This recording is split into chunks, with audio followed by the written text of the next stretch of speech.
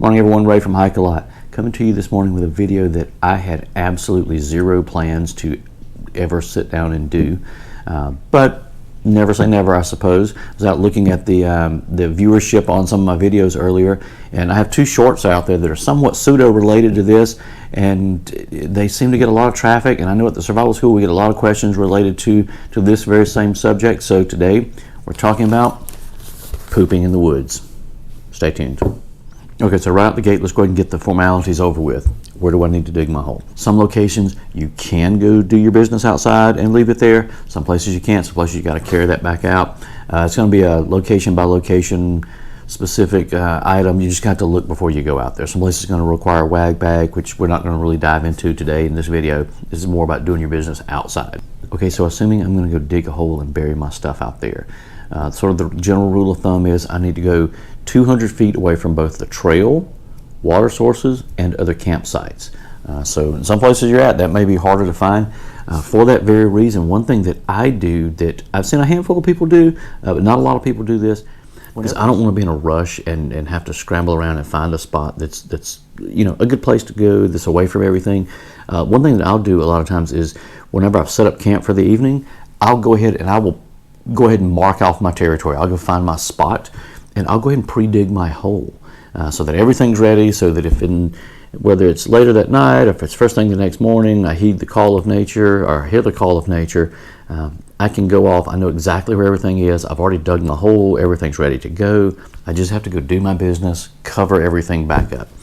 And if that morning when I've packed up and if I didn't have the call, I'll just go cover my hole back up, put everything back the way it should be. It just saves me that trouble of all of a sudden, oh, I've got to go and maybe doing a less than stellar job with picking out my location. This is my little poop bag here. One, it's red because in my head, if I need to look for it, it's probably emergent. It stays on the outside of my bag to make it easily accessible. I just put it in one of the little side pouches. That seems to work well for me. Notice I have my shovel hanging on the outside of it. That's because I do that. I dig my hole before I need to go. So I dig the hole, you know, when I set up camp. This just makes it easy for me to, you know, get my hands on. Or I don't want to have to unzip my bag, flip through, dig my trowel out, and actually do everything. I use the Deuce of Spades over here. I know people complain about it, the way it feels in your hand. I've never had issues with it bothering my hands. I know some of the ones like the Vargos have got the saw teeth on the side of it for roots. That would be really handy if I had a complaint with this. It's getting through roots. Yeah, otherwise it's not bad. And don't worry, I don't use this to shovel poop. It's just dirt. But inside my little bag here, I just keep it in a little red dry bag. This is a super cheap deal from Walmart. Got a handful of things in here. Obviously the roll of TP. I keep it in a secondary Ziploc bag just because I don't want to have to. It gives me one more place to set stuff down on the ground so that I'm not, you know, potentially getting stuff wet with whatever's going on the ground. I will usually throw a couple of these in the bag too. This is typically not for what you're expecting it to be for. I use this more as a cleanup for myself when I get into my shelter at night. So this is more cleaning my body. So instead of these, another option is, you know, much more like a larger pack. I will tell you, be sure when you're buying these things, regardless of the brand, be sure when you're buying these things, you get some with some alcohol in there, because if you get the ones that just smell really fresh and they're moisturizing and they make all your bits and pieces smell really good, if you do cold weather hiking and backpacking and camping, I will tell you, these things will freeze if they don't have a lot of alcohol in them. And if you have ever had some freeze and then need them, it's kind of like squeegeeing your backside with a shingle. They don't work that well.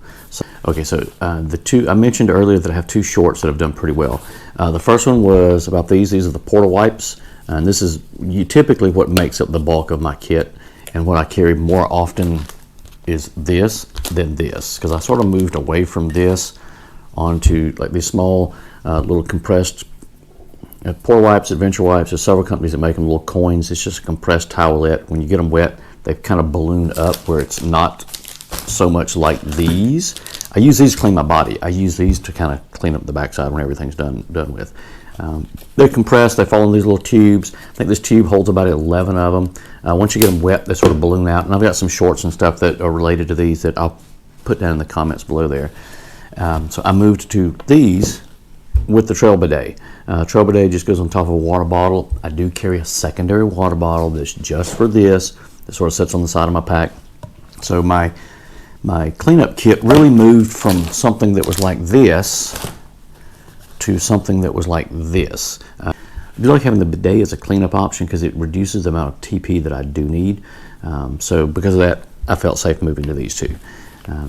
Video on this one as well, just like these. I'll link the video down in the bottom here. Always take hand sanitizer because regardless of what your method is for handling things, you're gonna want hand sanitizer. You're gonna have to clean up. Regardless of the option, it resides in this bag with my trowel on the outside of it. Okay, so when it comes to position, this is absolutely 100% a personal preference thing for people. You're going to find some people that prefer one over the other. We'll go through some of the main options and I'll let you decide for yourself. You can experiment with this one. Some people really like to sit on a log, hang my rear end over it, do my business. Not my favorite thing. If you can find a fallen tree that's kind of off into a V, that actually works pretty well. You can just kind of straddle it, back yourself back up into it, do your business. It's pretty comfortable, but now all of a sudden I'm super limited with the options to find that. Okay, so assuming that's not an option. All right, so you're kind of left with some form of squatting. So some people will just absolutely not using anything, literally just squat and go. I've done it myself. I will tell you, if you're doing that, be careful where your clothes are that you've just dropped. You don't want to do your business inside your clothes that are now around your ankles. For that reason, some people will leave them sort of pulled up around their thighs and squat. It kind of keeps everything out of the way. I also know other people that they take one foot completely out of their pants and then they can rotate those pants completely around over in front of themselves, and that keeps it out of the way. That's probably a really good option. But just be conscious of it and don't do your business inside your pants. All right, so another option is out there, and this is the one that I tend to lean to, pun 100% entirely intended. I'm more of a sit like a natural position on a toilet, but then lean myself up against a tree. And it's more comfortable if you're a little bit uphill from the tree, but that's just a preference thing. I'm kind of long-legged. I can kind of sit in, put my back on the tree, and just lean back and do my business. I will tell you that before you do that, be sure that the tree is free of briars and poison ivy and all sorts of that fun stuff, which again is key to kind of pre-finding your hole there before it's an emergent matter. I know other people that will face the tree and reach around it and hold the tree in that squatted position, and I know other people that will take their belt and wrap it around and then hold it. That to me just seems like more work than it's worth. Maybe if you're there for a really long time.